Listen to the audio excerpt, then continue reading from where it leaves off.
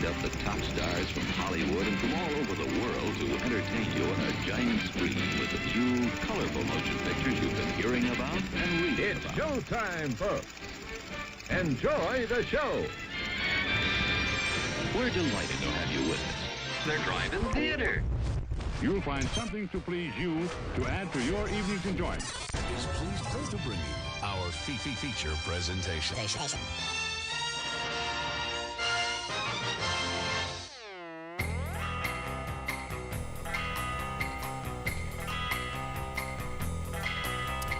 Good evening, everybody. It is again Monday night. It is August 26th, 2024. Where has the August gone?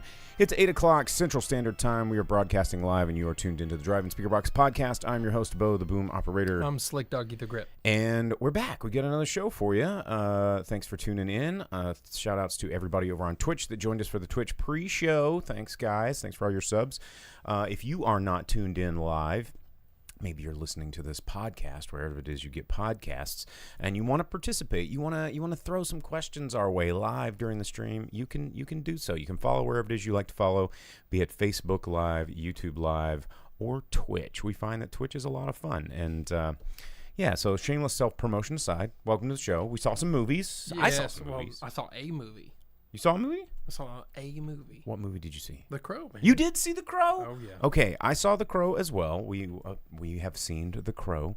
It has landed. It has nested. We're going to talk about it. We have not talked about this film at all together. Not even a little bit. And I did catch your Facebook story with your little emo shit where I'm just playing the really good music from the original Crow and showing captures from the original graphic novel. So yeah, he knows a little bit about what I thought about The Crow. I know nothing about what he thought about The Crow, but I also did go see Blink twice. So I saw that this afternoon. I had a couple hours, and I was like, you know what, fuck it, I'm gonna go see this movie. Watched the two of the lowest grossing movies of the weekend. Yeah, I sure did. So we're going to talk about those later in the program, but first we got to get through the news. I mean, I don't have a whole lot of news to talk about because I knew we would be talking about two movies. But yeah, you want to jump into some stuff that you've got written down? Yeah. Well, I'm gonna have myself a little swig to get started on the show. Talking about things coming back from the long ago. We got a new trailer, like what they're considering the real trailer. For War of the Rohirrim, the Lord of the Rings. Oh, the animated movie. New trailer for it. It's going to be coming out around Christmas. Okay. And I gotta say, they show it. It's all Japanese animation with English voices. And it makes me hope that there's a Japanese one. Because despite the fact that Lord of the Rings is British, the Japanese animation just still does not work with English voices in this trailer. It's weird. I haven't seen the trailer, but I know what you mean because there has been television shows where I will try to watch it and then I'm like, no, I can't do this in English. I have to switch to Japanese. The only one that got a pass for me was the Castlevania series, and it worked in English to me. The studio that does Ninja Scroll and Cowboy Bebop and stuff, their English usually isn't so bad. They find a way to make some it good voice work actors. a little better, but. I hope it's released in Japanese along with it. It looks pretty cool story-wise, because it's like these men of the East are coming and they're trying to merge the families of Rohan and their Eastern ways with their Oliphants and all this. And then it's like, no, we will not. And so war breaks out. Looks pretty cool. It's being directed by Kenji Kamiyama, and you get to see how some of that is coming through. He's the dude that most people are going to recognize from Ghost in the Shell standalone complex because Cartoon Network or whatever. But and very stylized. Yeah, what I know him from and what is way cooler than anything he's ever done ever, Jinro. Oh, he did Jinro. Yeah, Jinro just was pretty cool. super armored police force murdering things, super hardcore. I don't know about that. Okay, Jinro's one of those things where you tell a weeb about it and they're like, but it's not My Hero Academia, it's not Naruto. Yeah. Jinro's I'm getting out of here. Yeah. totally gruesome and stuff too. But Tony Jones on Twitch asks, is that going to be playing in the theater? yes, from what they've released, because it says coming this Christmas, presented by Peter Jackson in theaters. I think it says only in theaters. I thought War of the Rohirrim was going to be like a series, Amazon Prime yeah, series. I thought it was going to be like a series. They maybe they'll break it up, but Whoa. I just heard our can crack. We need to tell people what's going on here. oh, Like what you're drinking. I'm drinking Beetlejuice. It's the new Fanta, the Beetlejuice Fanta. Yeah, the haunted apple that does taste like a rotten apple. Like a haunted apple. It's disgusting. May I smell it? Oh yeah, go for it. Yeah, that's not pleasant. No, that's not pleasant at all. It tastes like really bad caramel apple candy. Like, you know those jelly, How did those candies that were just the jelly in the tube and they tasted like chemicals? Oh yeah. That's this. So what I don't understand when products like that hit the market is like, certainly it's the Coca-Cola company, right? And they've got billions of dollars for research and development and flavor development and scientists and probably, focus groups full of kids and people with sweet tooths. And then they finally go, you know what? It's this.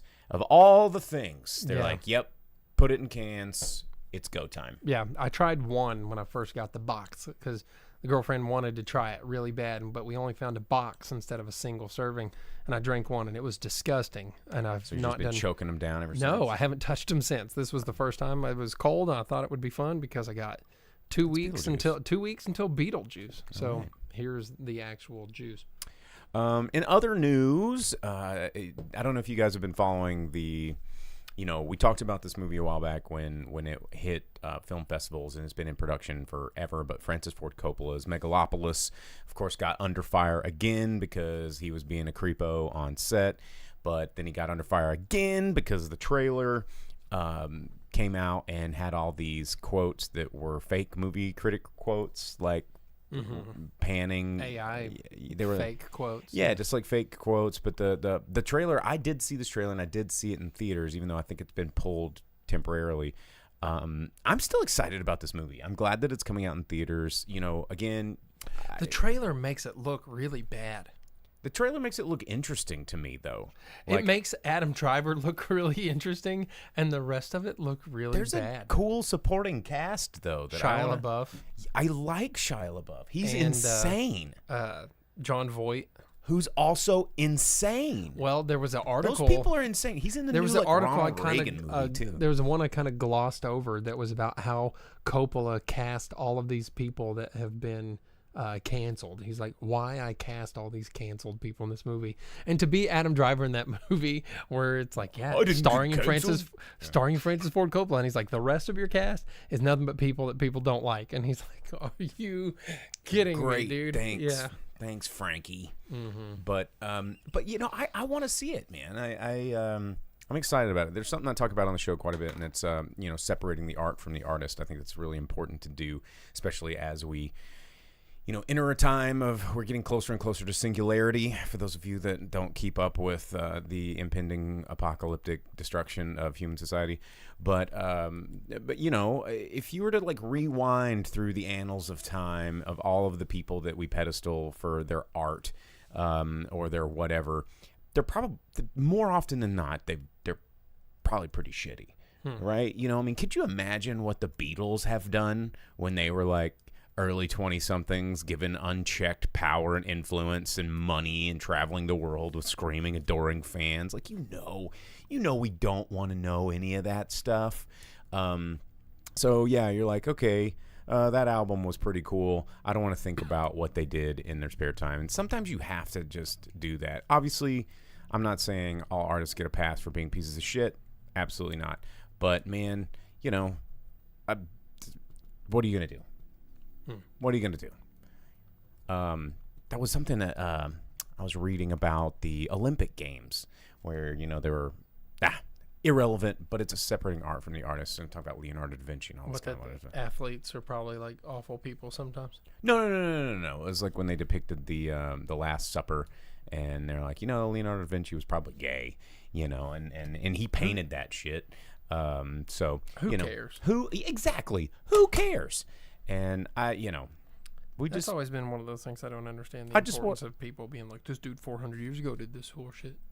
And I just want to watch Megalopolis. That's all. That's all I want to watch. So, but speaking of people that take things way too seriously for faith-based reason, Chick-fil-A launching a new streaming platform. What are they going to show on there? What do you think they're going to show? They're going to show VeggieTales all day. Like Chronicles of Narnia all day. God's Not Dead all day. They're going to show all these faith-based films. The movie that we like so much that me and Sam enjoy. The Buttercream Gang? The Buttercream Gang. Yeah, man. Oh, jeez. Thanks. It was in here and then I lost it. Yeah, dude. It's just have a pleasant stream, or it's a pleasure to stream for you. Chick-fil-A. I thought that was just insane news this week. Thought it was pretty funny. What else? Did you have anything? I was looking through the news. It's kind of an interesting box office week this week because, R-rated Disney movies are topping the charts for the first time ever. I thought that was kind of odd. Yeah, I got more news here, man. Talking Disney, Kingdom of the Planet of the Apes is getting its Blu-ray, its 4K Blu-ray release here on the 27th. What's today? That's tomorrow, y'all. And included in that is a full version of the movie, the raw cut, which is the entire movie without CGI. What? So it's all of the apes the actors in their mocap suits. And it's the scenes shot, and there's a trailer release for it right now, or like a little tidbit of it, and it's over under of the finished movie and then the raw cut movie, and you see that there's only at times 3 or 4 people on set, and the rest of them are all CGI people, yeah. And then scenes of people on sets that are CG, it's like up close in the raw cut, and then on the CG version, they have them shrunk down real tiny in the distance where you can just see them, and they're in the CGI set. It looks awesome. It looks really cool to get to see a movie without the CGI, and I think it's an interesting idea to have that as an option for people. And as a whole movie, and not just like, oh, here's a couple of clips in the background of someone doing wire works in front of a green screen. Yeah, and getting to see the actors not covered in the ape stuff and who it is behind that and how they do all the mannerisms and stuff like that. Yeah, it looks very cool. The parts that I thought were funny in it is like one guy is like this ape and he's supposed to do crazy acrobatics and he'll just walk and then stop and the CG is like that, and then the scene cuts and it's him standing where the I'm like, you did great, and cut. So that could be fun if that's your kind of thing. I still haven't watched Kingdom of the Planet of the Apes, but knowing that that's a thing makes me kind of want to. Also, if you want to get your Shyamalan on, we got Trap. The Watchers and Trap both being made available at home. The Watchers will be released on Blu-ray tomorrow, but it starts streaming on Max on the 30th. That's the one that his daughter directed and Dakota Fanning was in. Yes. And then Trap will be on paid VOD starting on the 30th. And if you want to catch our review of that, you can rewind a few episodes. Yeah, so come the end of this week, Friday, you'll be able to watch both of those at home. Nice. And then what else we got? Talking about things to watch at home, Horizon, of course, always still in the news, always talked about in the news, despite the fact that the movie didn't stay in theaters too long. I think part 1 is out there on Max right now for you to watch, and Costner is still talking about filming 3 and 4. So part 2 is getting its release at film festivals, or whichever film festival, Italy, something or another, France. I don't know. That's going to be on the 7th. So next weekend. Part 2 will be released at a film festival. So depending on how part 1 does at Max and how part 2 does at the film festival, he says part 3 does have some parts of it filmed already, and he does have plans to film 3 and 4 together next spring. If there is enough viewership for part 1 and part 2 creates enough buzz, which if you watch my review of that, part 1 is definitely the foundation, and according to him, it all builds and pays off as it progresses. Part 2 seems like it's the one that's going to have the most going on for it. So I got hopes for that. And then 3 and 4, hopefully they happen. I think it's maybe one day. Maybe one day. Also, parts 3 and 4 filming at the same time. Frozen has been confirmed that they'll be doing parts 3 and 4 at the same time. Good. Yeah, director Jennifer Lee gosh. said that they are doing 3 and 4 together. Part 3 has a 2027 release date scheduled. No release date scheduled for part 4. And then some Superman stuff here. I saw this as well. Yeah, go ahead. We got our first picture of Jimmy Olsen. Yep. That actor looks exactly like that actor, whether he's in Jimmy Olsen costume or not, because that's what that dude looks like. And then there's a new Christopher Reeves documentary being released, Super Slash Man, the Christopher Reeves story. And it looks like it's just a way to make you sad.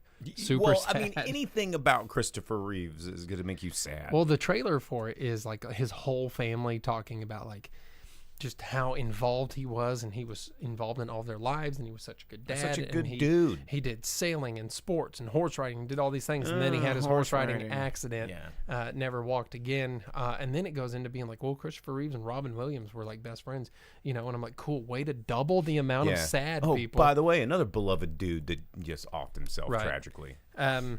So it looks like a interesting sad time. Documentary, it's but like a real sad time. Just gonna be the saddest of all times ever. And then well, what I was gonna say is some technology that would make that film even more sad. Did you see this? Back in, well, let's frame it up. Back in the late 1920s, as far as to the 1960s, there was a thing, and they were trying to get people into the movies. So 3D was invented back in the day, and like vibrating seats were invented back in the day. But there was also smell-o-vision. That was a thing that was going around, and they would like pump scents into the theater to kind of make your experience more immersive. But there is a new company coming out with a product that you can buy at home called Movie Scent. And it seems absolutely ridiculous. Right now, I think it only comes with, what did the article say? Like 4 or 5 cents. It says, including ocean, fresh cut grass, restaurant, forest, and storm. And they, I or like 6 cents. Yeah. I like that I just looked over at your article, and it says, John Waters and Robert Rodriguez have leaned into the smell idea. Yes. Like, I don't want to watch any John Waters movies with a smell-o-vision. Yeah. But they said that the product starts shipping next month for about $180. And then they say that 40 additional scents are supposed to come out over the next few months, and it can connect to your TV, your phones, your tablets. I think it's the most ridiculous thing I've ever heard. What? You could watch Jurassic Park and smell a big old pile of jungle. Poop. Velvet Santa says local theater had smell-o-vision, but it only worked on nothing but trouble. Same thing, those giant babies. I don't need to smell that. No. Or Judge Dan Aykroyd. I don't need to smell that. Like weird Yeah. penis nose that he had. Yeah, gross. That movie's gross. I hate that movie. I know you like that movie. I hate that movie. It's a great movie. It creeps me out. That's bro. the point. That's what makes it good. It's so absurd. There's no reason that movie should have been made, but it was, and it was a gift. Talking movies that shouldn't be made and jungle settings. Jack Black might be returning to the jungle. God, please don't say Jumanji. Anaconda remake. This time as a comedy. It's I mean, the first one was a comedy. Wasn't John Voight also in that? John Voight as was the bad guy. Yeah. Yeah, he was the bad guy. Oh, I saw him in a trailer for a movie I'm about to talk about in the new release window, and he looks so rough these days. Yeah, well, he's old as hell, man. He is. But he has this beard that looks. Yeah. Tom Gormican, the guy that wrote The Unbearable Weight of Massive Talent, is set to direct it. Okay, well, that was a pretty good movie. And they're eyeing Jack Black and Paul Rudd as the main characters. But I'm kind of over Jack Black right Anaconda. Now. A lot of people are, especially after the tour cancel and Claptrap. I think he might need to take a break a little bit. Just as much as, and I think everyone likes him. Everyone's just like, dude, we really like you. Please don't. Just stop while you're ahead for now. Like disappear for a while, like Eddie Murphy, and then come back, and we'll still love you. Yeah, and then I think that'd be awful. Doing a comedy version of Anaconda. I'd like Anaconda. My Anaconda don't. I think it's a fun movie. I think it's My Anaconda don't want none. dumb if and you got fun. Jack Black, son.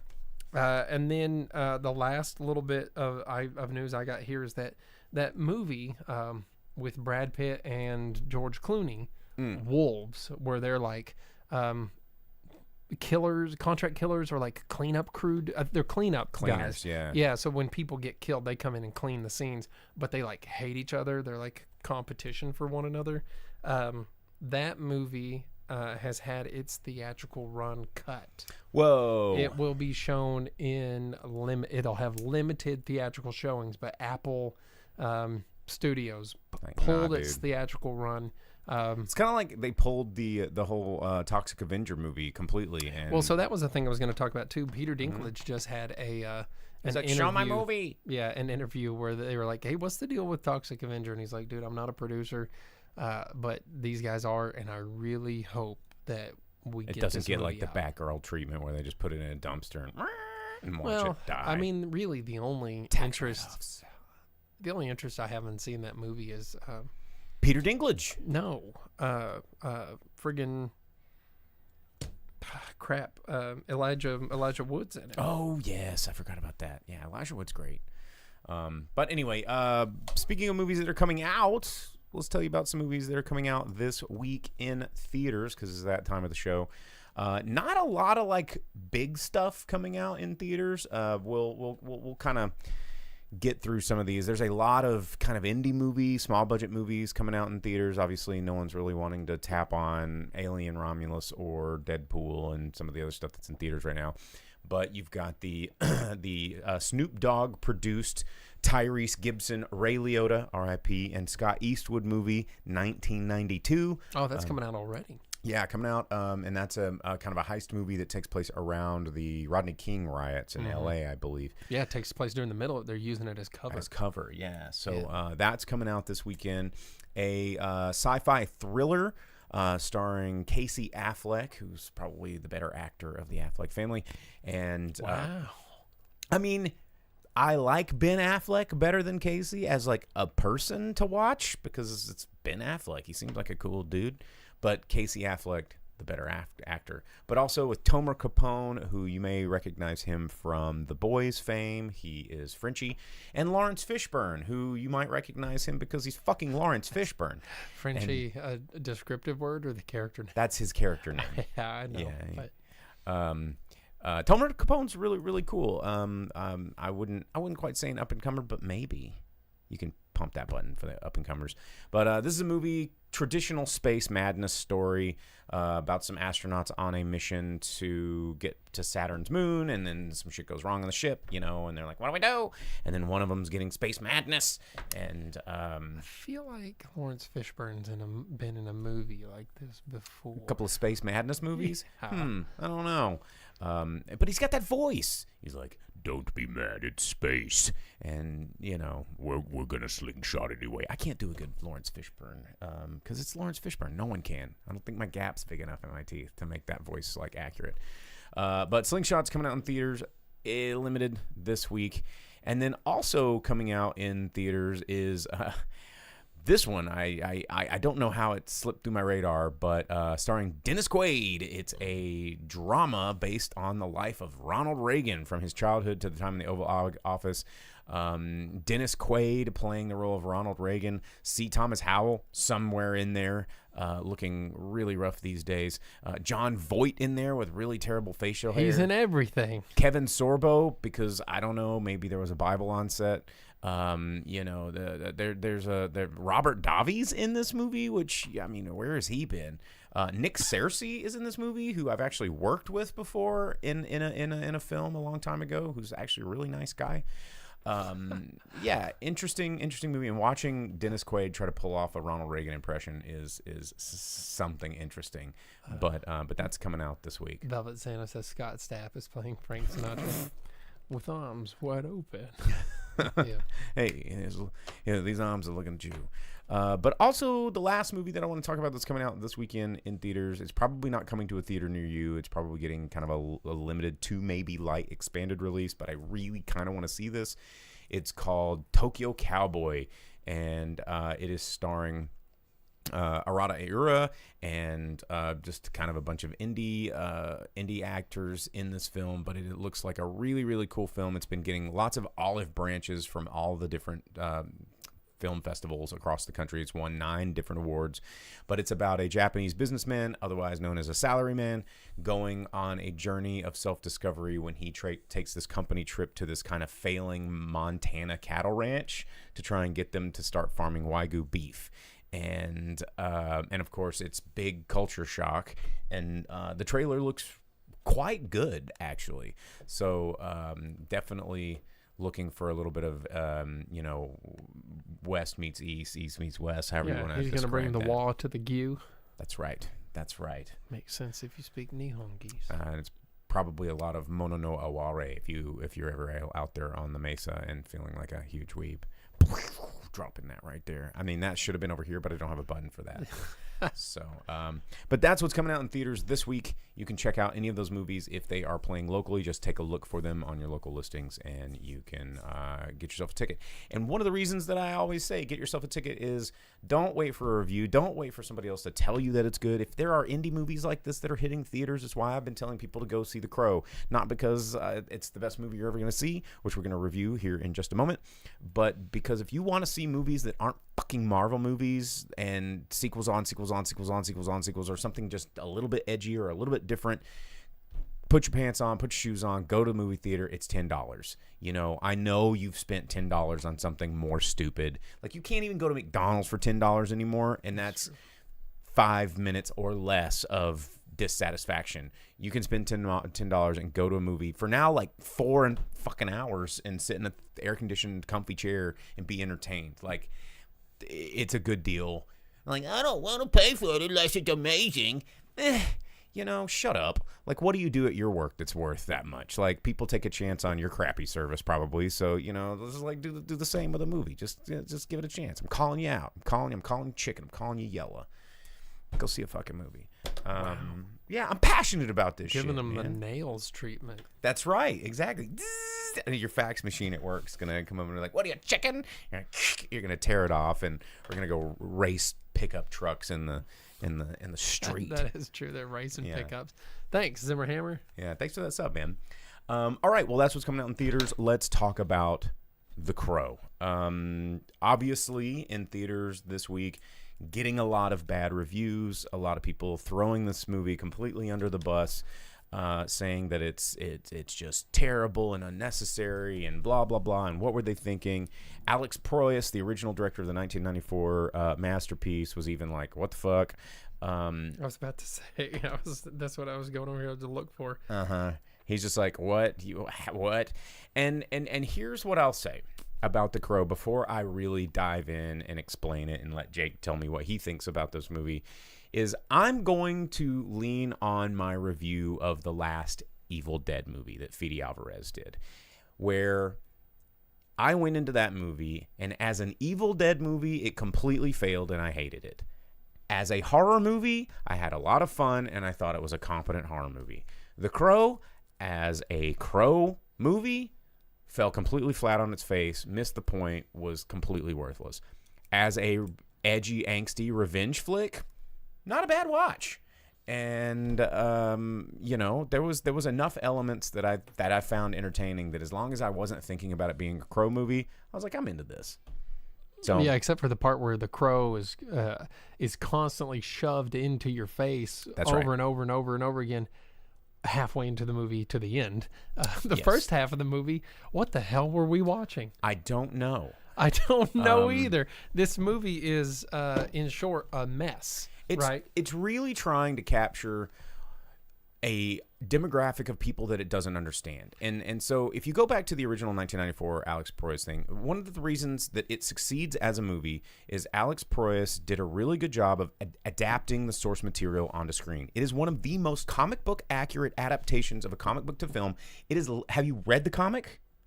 Well, some of it. I went back and reread it just to make sure I wasn't freaking crazy. The origin is a little different, and the way that he's resurrected is a little bit different. But the same characters, the same thing that happened on Devil's Night, the same going into the pawn shop, the same. In the movie, is it on Halloween It's Eve? Devil's Night, yes. Okay. It's all the same. The only thing that they really added in the original was the Michael Wincott character's big bad, where he's like, I'm going to fry his eyeball and slash it with a knife. And but the little girl was there. The movie, it's like right after they're engaged or while they're on the honeymoon or something like that, right? Yeah, straight up out of the comic. Okay. No, well, because the comic, they're already married and they're coming back from like a honeymoon or something. Yeah, they're on a getaway trip and their car breaks down and then they're attacked by a roving gang by Tintin and but T-Bird in the movie, like a gang breaks into their house, yeah, which is very Death Wish. Yeah, but it's still the same thing. It's like the same 4 dudes coming in and just like just saved them from having to have multiple shooting locations. Exactly. And this movie was like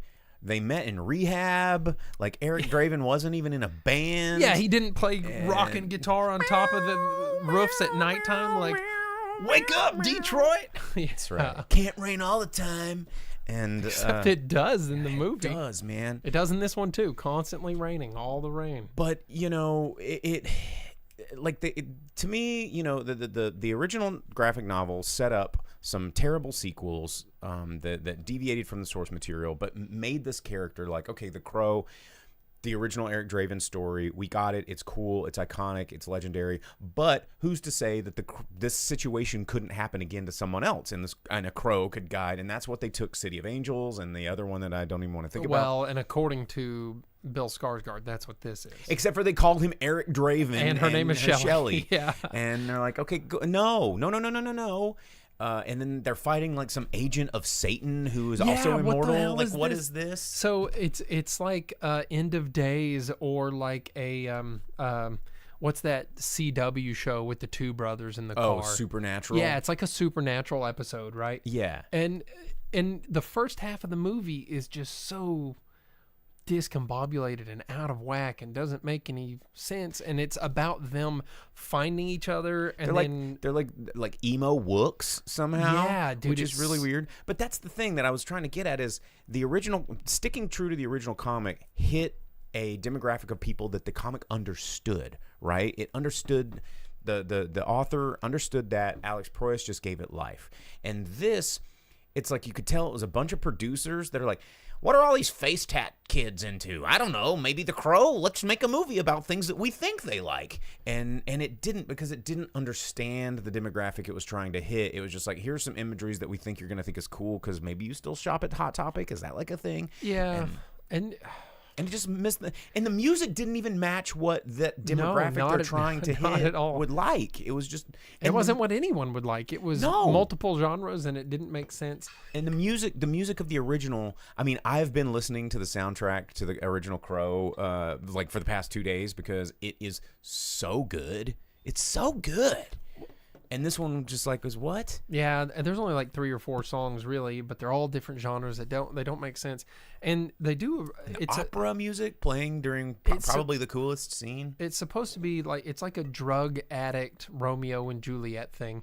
They haven't known each other but maybe a couple of weeks. It's very enough time for them to find a place to stay, get some tattoos, and go on a camping trip. Yeah. And then go to a rave and then die. And then all shit breaks loose. And then it gets weird because that's when the Crow part of this starts to come in. And he goes to like this weird purgatory. Which you don't need to see. Yeah. And even in the comic, there was a guide that would show up and help push Eric along. It was like the Skullface guide. And they removed that. This guy just pushes him into puddles. Yeah. And but he's in this weird subway demi-world something. Yeah, train station thing.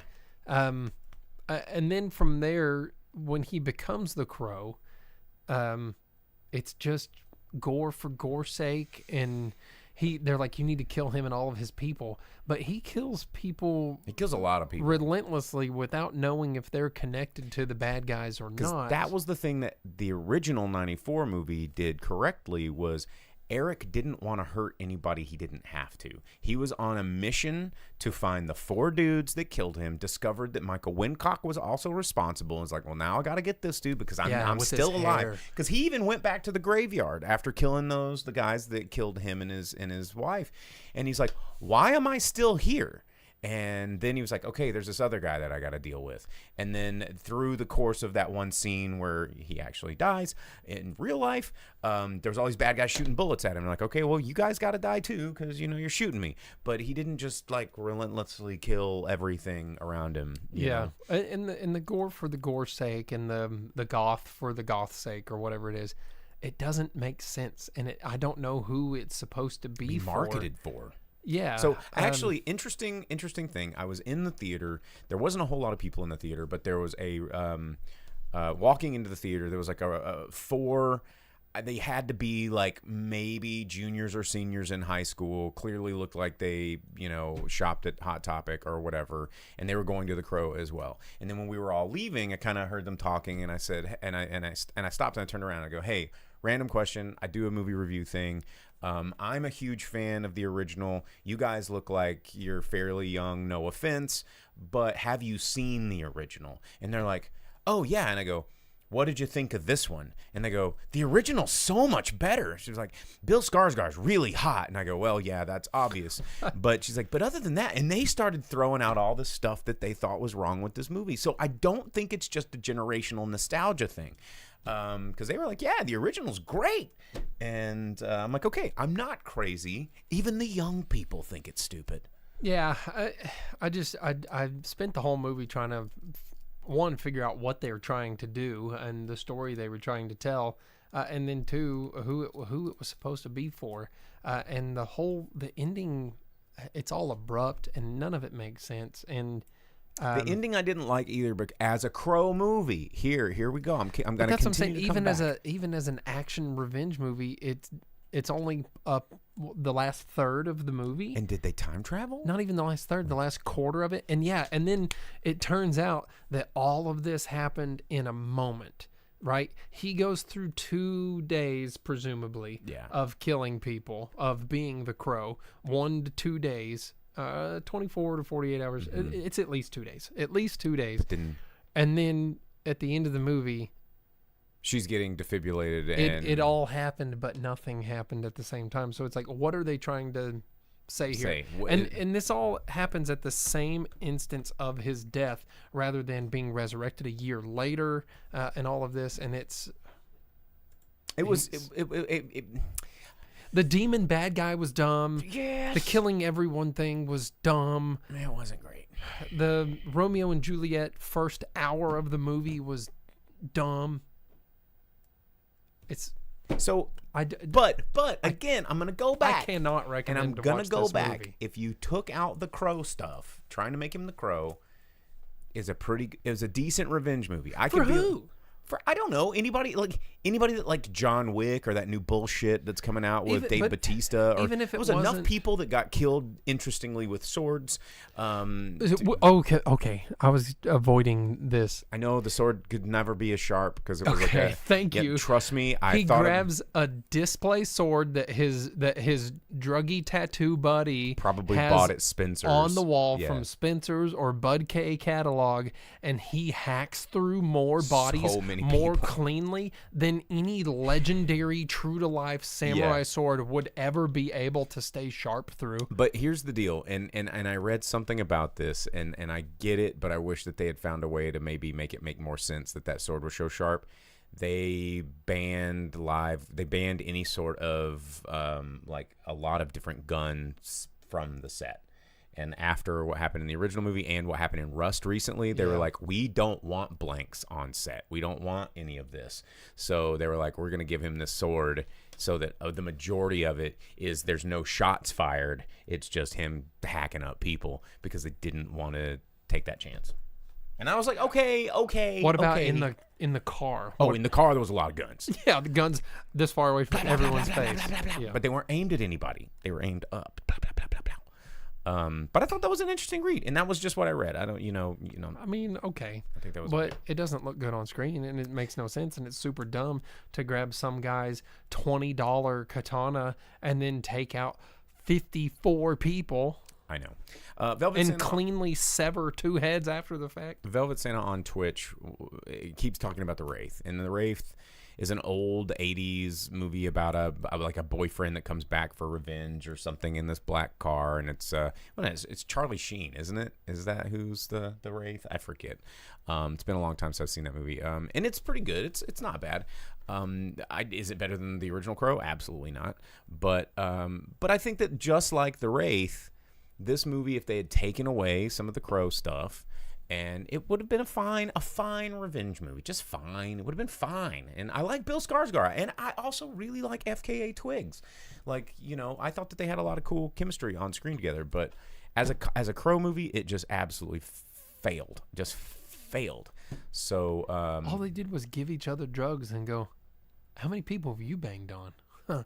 Like 3.5. Like, how many people have you banged on? I think the only comic accurate thing that they did in this movie was include the flashbacks to Eric seeing that horse die, which, considering how little did the horse die? Because did he go back in time, save the horse? But that part didn't even make sense in relation to how little they followed for the rest of the movie. So I don't know. It's a bad Crow. It's bad Crow film. I don't know what his character is supposed to be, because they're like, yeah, he's angsty, but there's reasons. Here's a bit of Here's the no reasons. reasons. And you're like, okay, but who is he as a person? And they're like, he likes drugs and kissing this girl. Mm-hmm. And you're like, okay, but who is he as a person? They're like, and now he kills people because he But did he's got drugs and tattoos kissed on a his girl. face. Yeah. Yeah. And he's in pain now because he doubted the girl for 3 seconds. Because at least in the 1994 movie, you got a sense of who Eric was. And, because he was still doing, some human shit. And you had Ernie Hudson, who was a connection, like a normal mortal connection. Well, he had the little girl he was friends with and all that stuff, and he was neighborhood protector kind of a thing. Yeah, it was. Oh God, I'm gonna go home and watch that. That's what I'm saying. I don't think this is even a good revenge movie without the Crow, with the Crow taken out of it, because the first half and the second half are such different movies, and then the last. Yeah, maybe the more I think about it, the last 10 minutes is just such a different. It just leaps to that 10 minutes, and then it's. Yeah, maybe I was so hyped up from that Yoshimitsu style kill that he did, and then he like stabbed him. Yeah, the tech and stuff. Yeah. You have any idea what hell awaits you? Yeah, totes, dude. What is that? And then he's like, and then he just walks off. His barter made no sense when it went down and how it ended, and there's no resolution for Eric. But I'm happy I saw it. I'm not. I like an angsty emo gothy bullshit. I'm here for it. So anyway, that's The Crow. It's whatever. It's definitely whatever. It's going to be totally forgotten in 2 weeks, and somebody is getting fired from their job for funding this. So. There definitely needs to be some sort of heavy duty director's cut. It's been in production hell for 14 years. They've been trying to make that movie forever, and this is what we got. So that's the biggest disappointment there. Okay, well, I saw another movie that we need to talk about, and it is Blink Twice, because we still have things to talk about. Blink Twice, it's still fresh. It was still fresh. Dude, Velvet Santa's going to get our logo tattooed. He's going to get a tramp stamp. Thanks for that one, Velvet Santa. Blink Twice, the new movie from Zoe Kravitz, both written and directed. This is starring, of course, Channing Tatum playing one of his first bad guy roles on screen, because he's normally so lovable and charming, which he lends to this role very well, because he's playing a lovable and charming tech billionaire who has a very, very dark side. As we talked about in the previous episodes, it has a really interesting supporting cast: Simon Rex, Christian Slater, Haley Joel Osment, Kyle MacLachlan, Gina Davis, just a lot of really familiar faces. A lot of fantastic performances in this movie. I'm going to just give you the quick. I really liked this movie, but it's a very, very, very unsettling movie. And it deals, in a fantasy way, deals with some very heavy and real shit. And when I first sat down in the theater, and after the AMC comes on, and I sit down, and she goes, "Here we are," and I'm like, all right, well, now it's time for the movie. Like, the screen went dark and a trigger warning came up, and it was like, hey, just a heads up, some of the things that the tones and the themes that we deal with in this movie may be triggering for some. It deals with abuse of power and money and influence. And I was like, come on, I hate that found its way into movies. But it was necessary, because at first I was like, oh, come on, like, how sensitive are we as a people now? But when that movie got to the part that it was required for, I'm like, okay, that was a very, very warranted trigger warning, because this took an incredibly dark turn. And I knew this movie would be dark, but this movie is disturbingly dark. And not in a way that's like fantastically horrific. Like, there's no monster like in the woods. There's no magic powers. There's no whatever.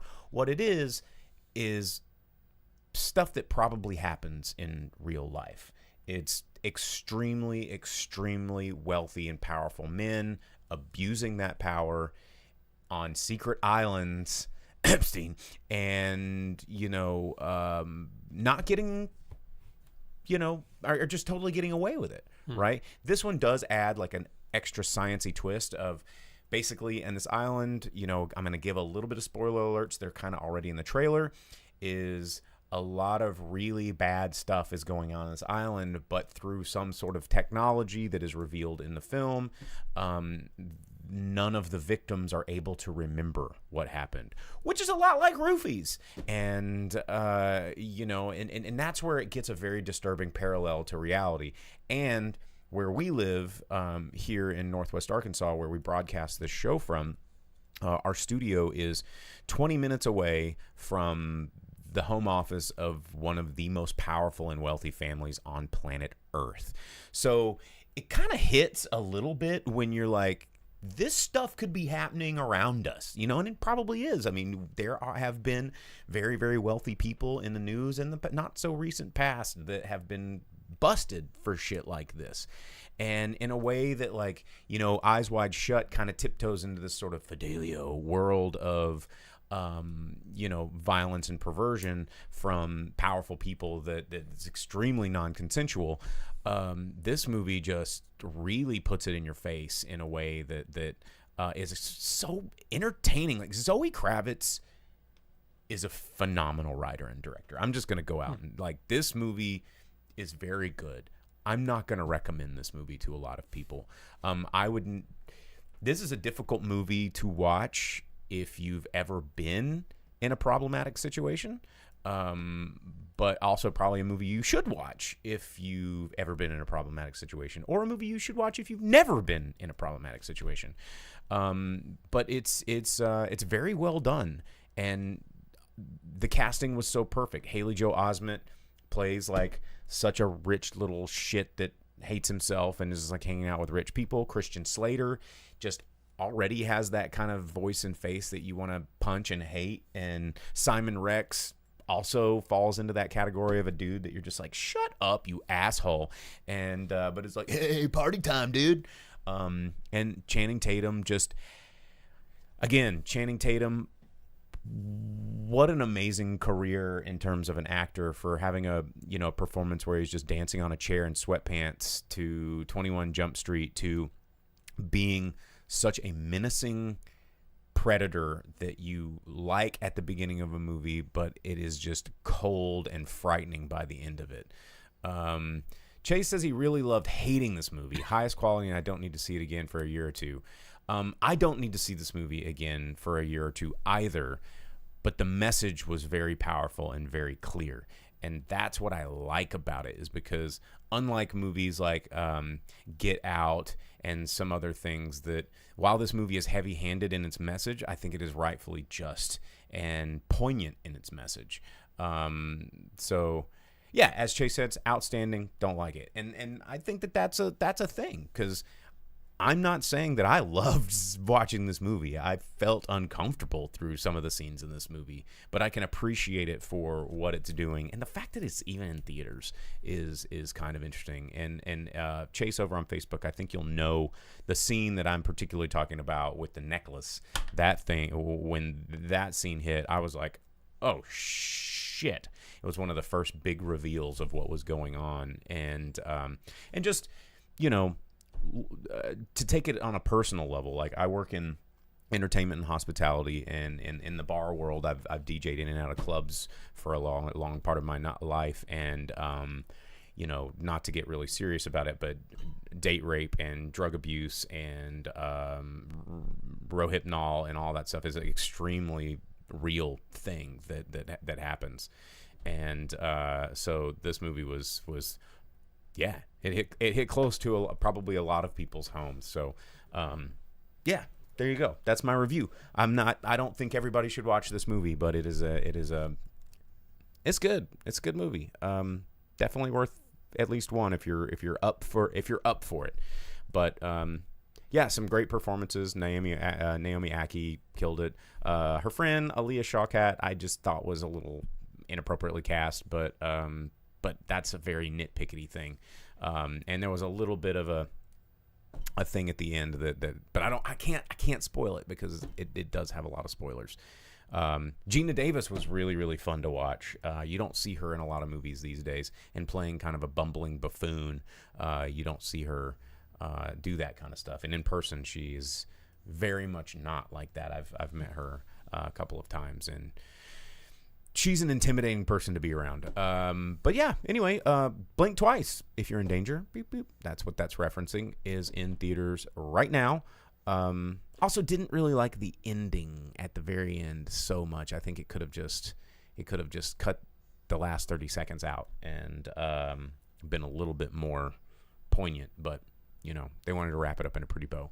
But it is in theaters right now. You can check it out. It is in, I think it's playing in, about 3,000 theaters nationwide. So, there you have it. So that's Blink Twice. With that, let's see. Chase over on Facebook says, catch Strange Darling in theaters. Yes, Strange Darling is in theaters, but not in many. It is playing We here. have it here, yeah. We do have it here. It is not playing in many theaters nationwide, though. So you can. That was also on my list, so I do kind of want to check that one out when if it sticks around for the rest of the week. So, grossed terrific and loved it in his top 3 this year, he says. So, but all right, well, we're going to get into the top 10 movies box office roundup and wrap up the show here. The way this works is Jake's going to give you the top 10 movies domestic totals. We'll throw in worldwide for some of those big boys that we know that are traveling around the globe. And the reason we do this is because if you follow the money, you'll follow the sequels. You'll know what's going to happen in our future, what we're going to be put up with for the rest of our lives till we're 90, as Ryan Reynolds said so appropriately in Deadpool and Wolverine. But number 10, take it away. Yeah, coming in at number 10, Inside Out 2. $2 million brought in by that one. 11 weeks out from Disney has brought in $646.25 million. It's made all the money ever. And above it, Despicable Me 4 brought in $4.25 million, and it's 8 weeks out, 350 in the U.S., quite a bit more across the globe there as well. And then opening at the number 8 spot, The Crow 2024. Oof. $4.6 million is all that this movie brought in. Wow. That's crazy. The fact that the number 7 movie, when he tells it to you, beat this movie is just a testament to good movie making, but also. And that 7th movie for its 15th anniversary, Coraline. It's been out for 2 weeks, and its Fathom event releases.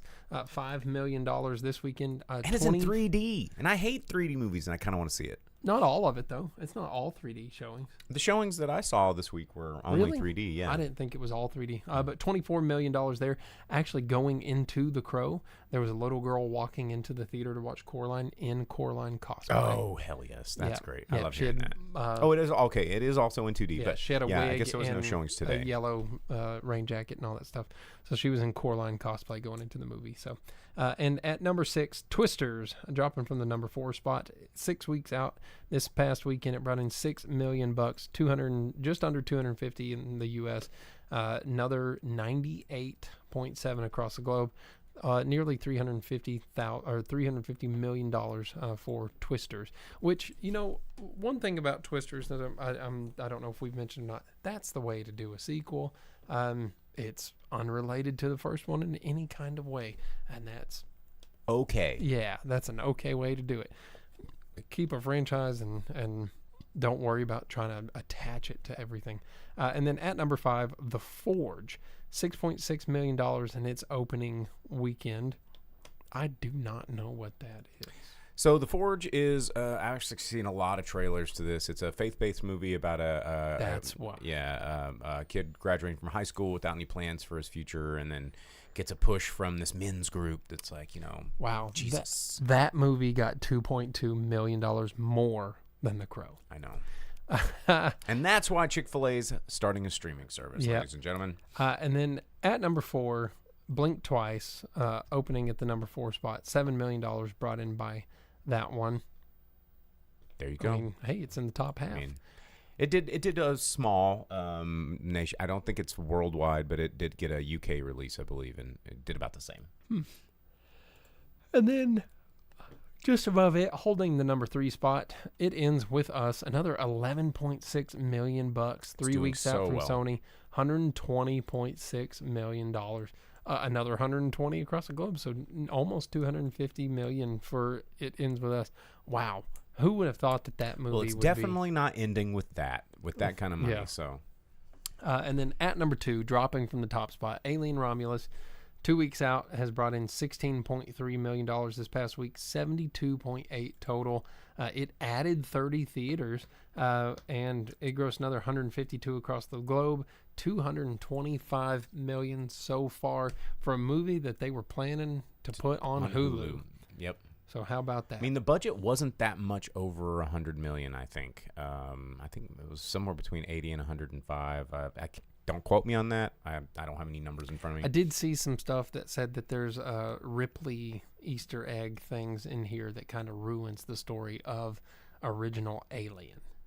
I didn't. Nothing jumped out at me enough to pull me out of it. And then swapping the top spot with Alien, climbing back from number 2, Deadpool and Wolverine, another $18.3 million for its 5th week out, bringing it to a domestic total of $577.2, another $635 across the globe, $1.2 billion for Wolverine. $1.21 billion. $1.21 billion. Yeah. Great Scott.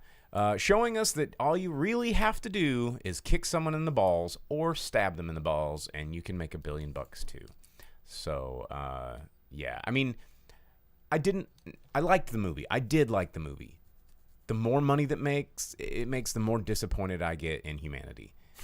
Is that something that I can say that everybody understands? Like, yes, that's a good movie. Is it $1.25 billion? $1 million? You know how many problems on Earth we could solve with that? But instead, we'd rather watch Ryan Reynolds poke someone in the butthole. Is that telling about the trajectory of civilization? I don't know. Maybe it is. Food for thought. Okay, well, yeah, that's it, man. That's the show. We're done. That's it. It's 9:00. Yeah, as Dina pointed out on Twitch, I mean, Jackass the movie made a ton of money for its time, so you're not wrong. And at least that was real, you know? Yeah. It was more of a documentary than anything. Yeah, stunt show. Yeah. But, all right, guys. Well, thanks for tuning in. Don't forget to like and subscribe wherever it is you like to like and subscribe, be it Facebook, Twitch, or YouTube Live. We do this every single week. Same bat time, same bat channel, 8 o'clock Central Standard Time if you want to tune in and get involved in the show. Thanks for tuning in. Thank you, Chase, for the great show, guys. Comment. Thanks to everybody over on Twitter and Twitter. What is that even? It's X now. Twitch, YouTube, and Facebook. But if you don't want to look at our stupid faces or read any of these comments or actually participate in the show, you can just download this podcast wherever it is you download your podcast. Just search for the Drive-In Speaker Box Podcast. And with that, I guess we're done. Yeah? Yeah. All right. We just need to set up since you said the same bat time where it goes "Ba-na-na-na-na," and like does like the spin. Do I need make another animation? No, How about this one? that'd be cool. Wow. All right, guys. We'll see you guys next week. See ya. As you leave the theater, folks, please be careful. Don't let this happen to your car. Be sure to remove the speaker before you leave.